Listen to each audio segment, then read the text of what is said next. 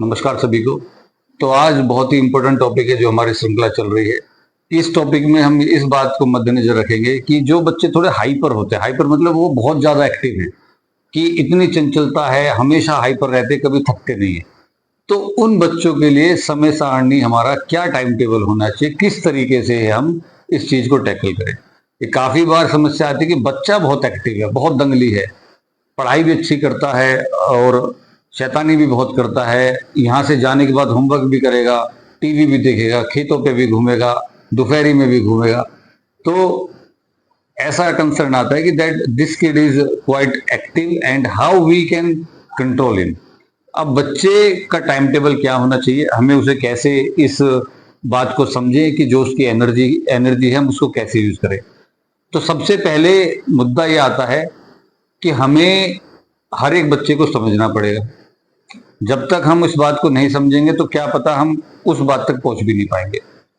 दूसरी बात, जैसे मैंने काफी सारे लेक्चर में पहले भी बोला है कि हर एक बच्चे का काम करने का तरीका क्या है, उसके विचार करने का तरीका क्या है, उसकी पद्धति क्या है, हमें समझना पड़ेगा।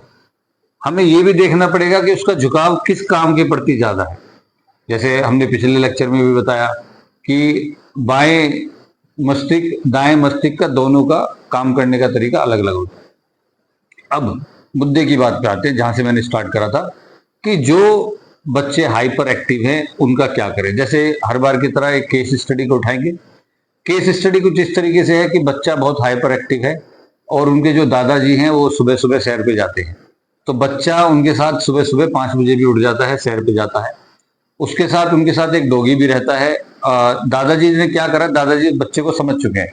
तो दादाजी ने क्या करा है कि उस बच्चे को ये कार्य दिया है कि जो भी डॉग की देखभाल है, कुत्ते की देखभाल है, इस बच्चे को ही करनी है, अपने साथ ही आपको लेके चलना है। तो पहला तो उन्होंने यहाँ पे बच्चे के समय सारणी मतलब उसको बांधने की कोशिश करी, उसको एक रिस्पॉन्सिबिलिटी देने की कोशिश करी। बच्चा उस चीज को बखूबी निभाता है। उसके बाद बच्चे को फिर बच्चा स्विमिंग पूल जाता है। स्विमिंग पूल में वो निकलता नहीं, 2-2 घंटे वहां पर नहाता है और बच्चे उसको निकालते हैं। उसके बाद वो घर पे आके खाना खाता है और मस्ती करता है, टीवी देखता है, शाम को फिर वो घूमने जाता है।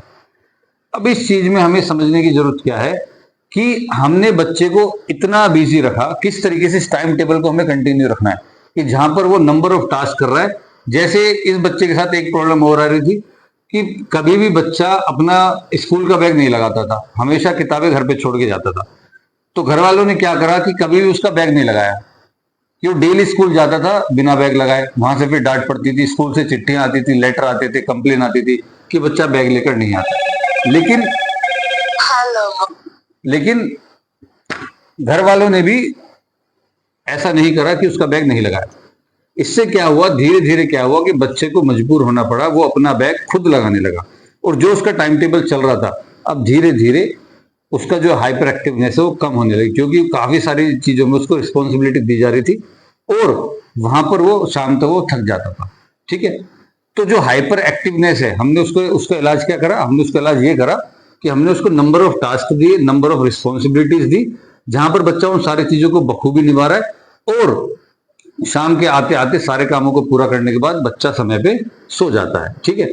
अब दूसरे मुद्दे पे जो मैं आना चाह रहा हूं कि हम बच्चे का विषय क्या है, बच्चा किस तरीके से सोचता है, बच्चा किस तरीके से काम करता है, पहले हमें बच्चे को समझना पड़ेगा।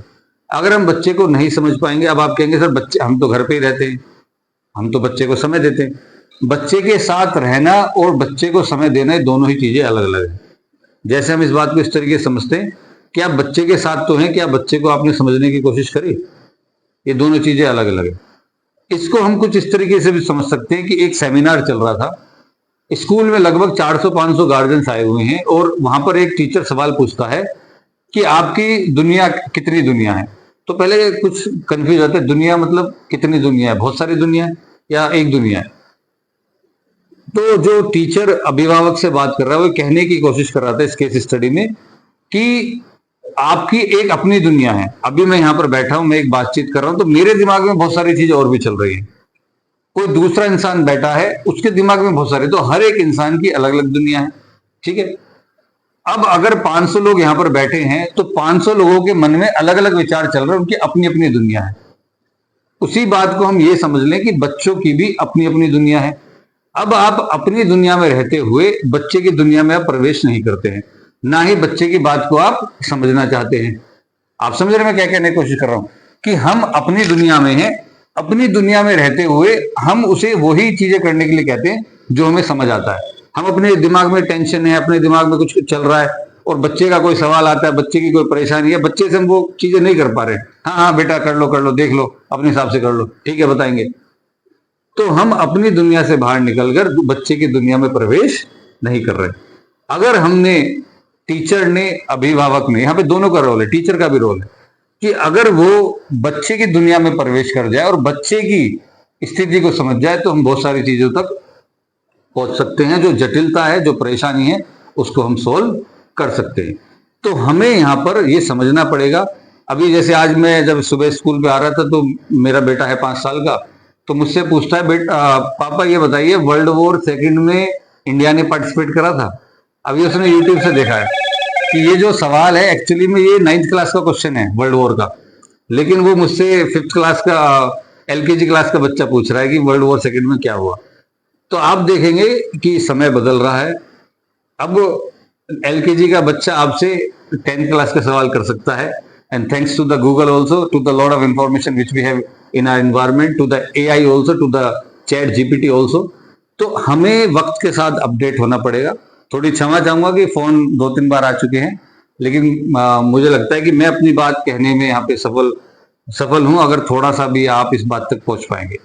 तो हमें वक्त के साथ अपडेट होना है। दूसरा, हमें बच्चे की मानसिकता तक पहुंचना है कि उसका काम करने का, उसकी पद्धति क्या है, उसकी विचार शैली क्या है, उसका दिमाग कैसे काम करता है, और उसकी दुनिया में जाके उसको हमें समझना होगा। तो बहुत सारी चीजों पर हम काम कर सकते हैं। बहुत बहुत धन्यवाद।